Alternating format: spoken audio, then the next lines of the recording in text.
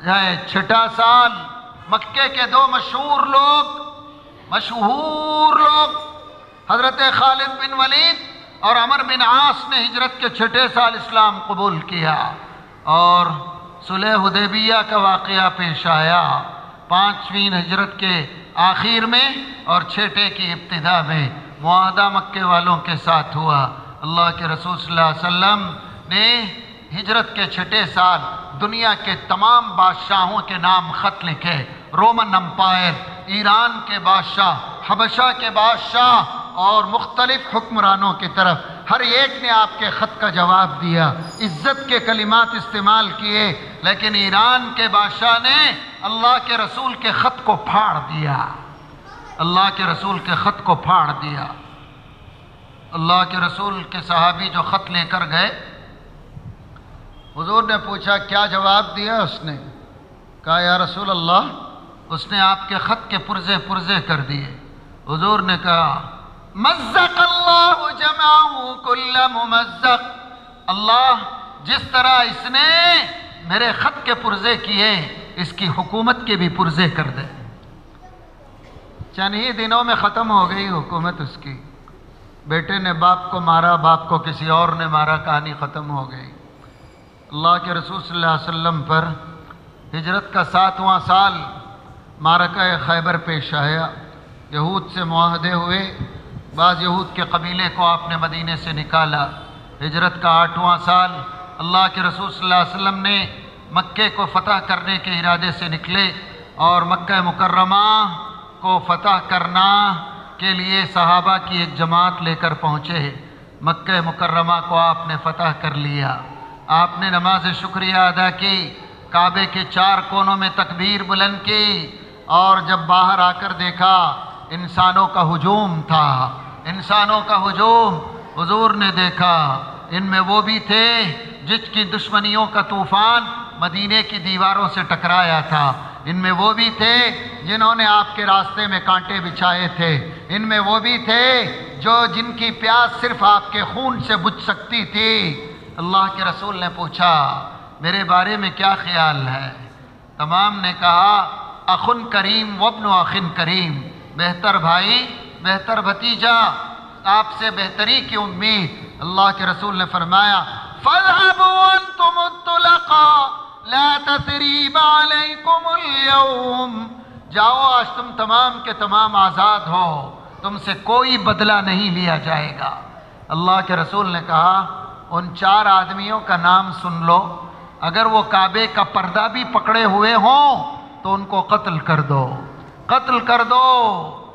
اللہ کے رسول نے ان 4 میں 4 کا نام بتا دیا، 4 کا نام بتا دیا۔ حضور جب کعبے سے نیچے اترے، آپ کی نظر پڑی حبار بن اسود پر، فرات بن حیان پر۔ انہوں نے آگے بڑھ کر کہا اے اللہ کے رسول کیا ہم کو بھی معافی ہے؟ کون ہے حبار بن اسود؟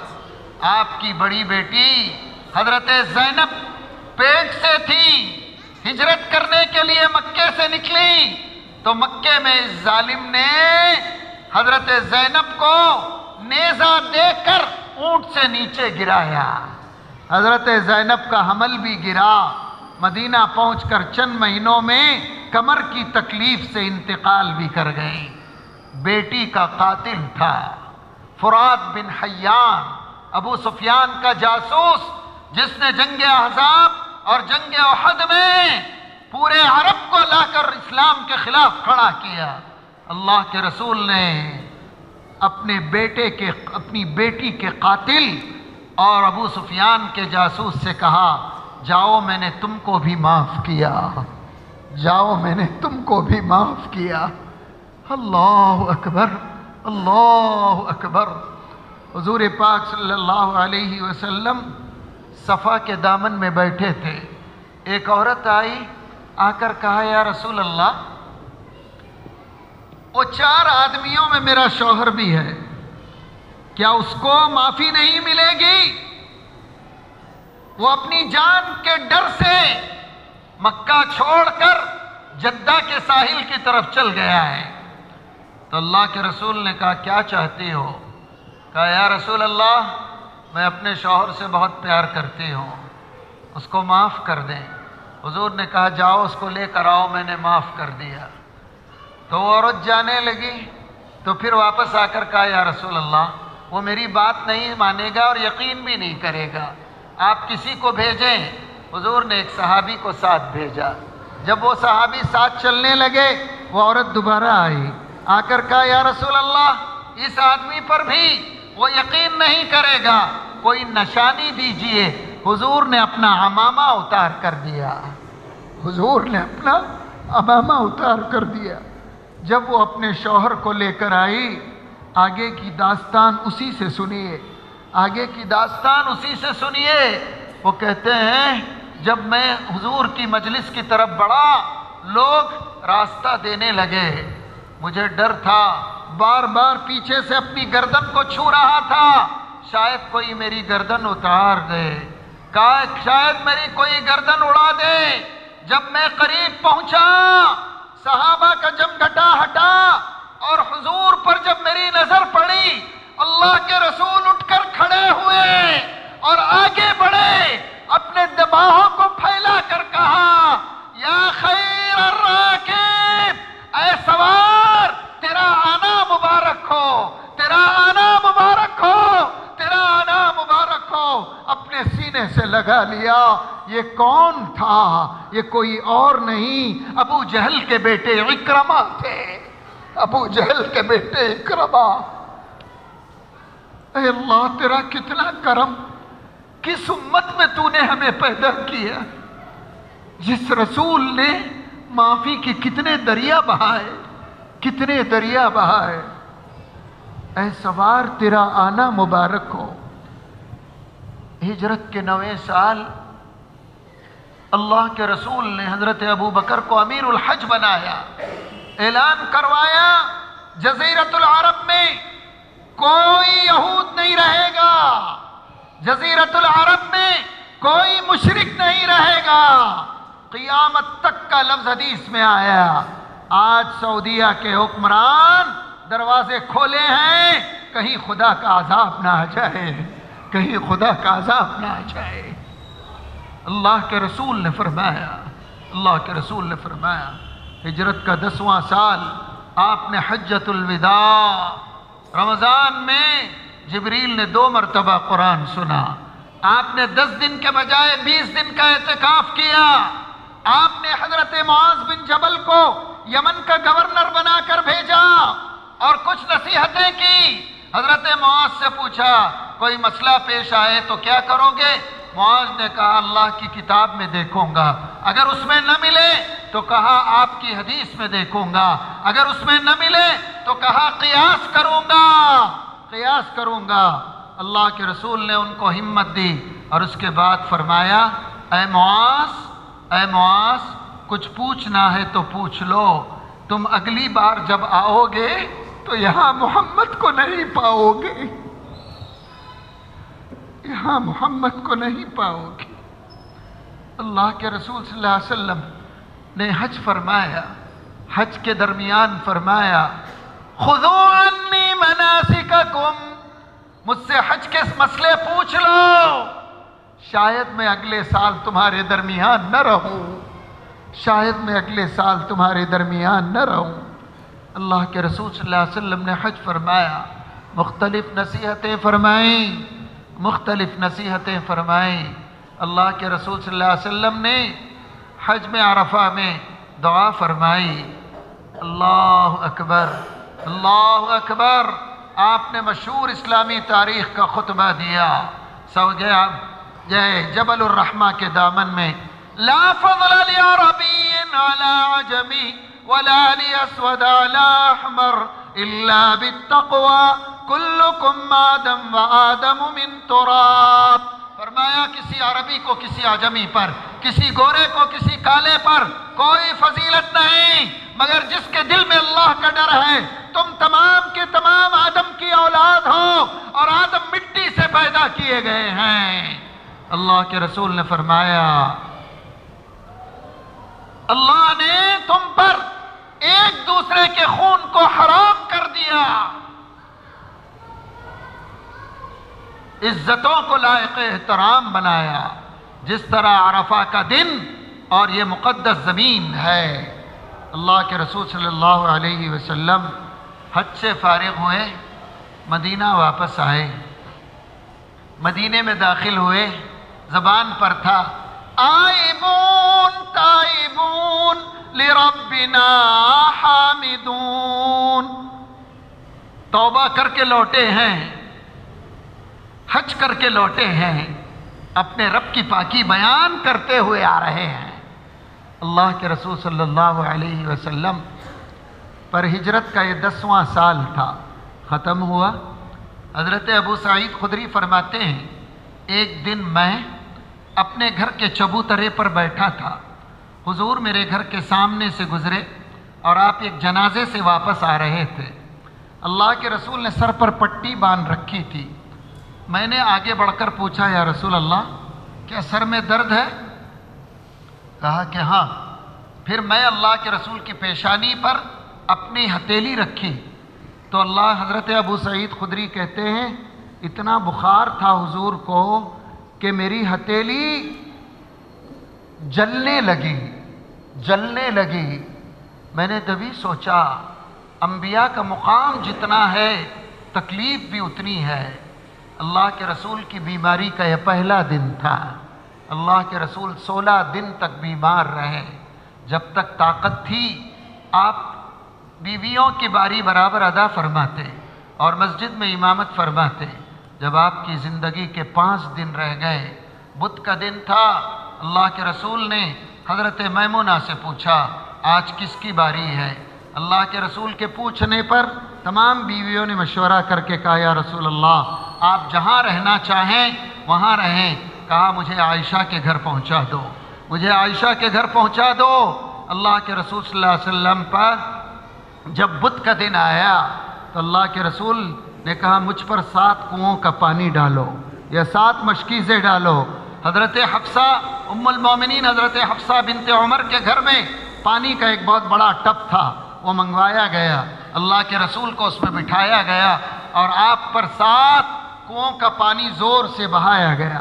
اللہ کے رسول کا بخار ہلکا ہوا، طبیعت ذرا سنبھلی تو آپ سہارا لے کر حضرت عباس اور حضرت علی کا سہارا لے کر مسجد نبوی کے ممبر کی طرف آئے، مسجد نبوی کے ممبر کی طرف آئے، ظہر کی نماز پڑھائی، نماز سے فارغ ہوئے، ممبر پر آپ بیٹھ گئے، ممبر پر آپ بیٹھ گئے اور آپ نے فرمایا لوگوں کسی حرام یا حلال کو میری طرف منسوب نہ کرو، محمد نے حلال کیا یا محمد نے حرام کیا، میں نے اسی چیز کو حلال کہا جسے اللہ نے حلال کہا، میں نے اسی چیز کو حرام کہا جسے اللہ نے حرام کہا۔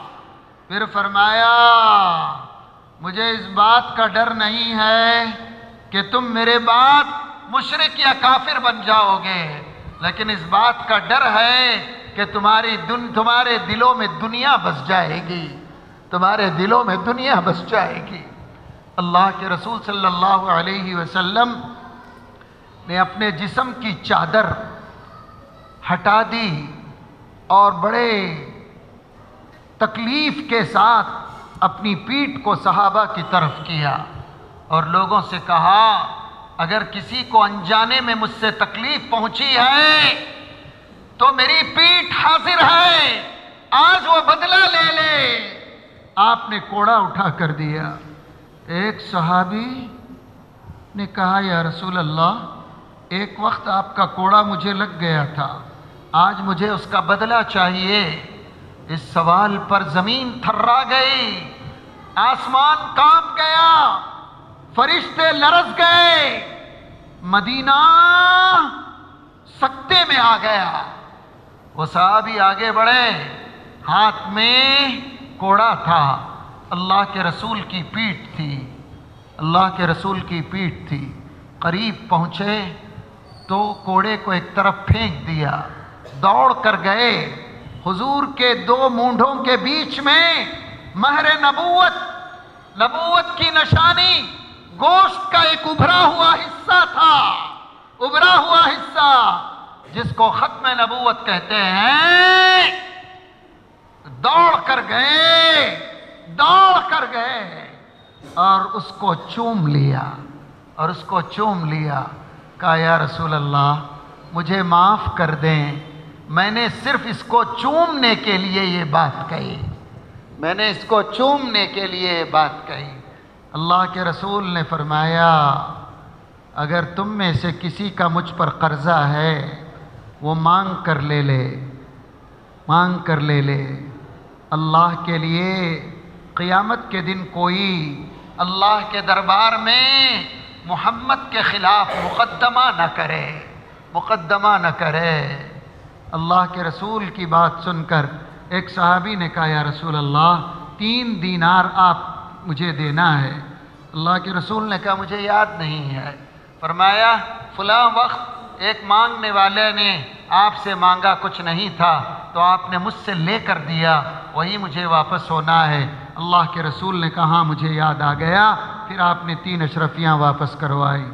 اللہ کے رسول کو گھر پہنچا دیا گیا، مغرب کی نماز آپ نے پڑھائی، یہ بدھ کا دن ختم ہوا، جمعرات کا دن تھا۔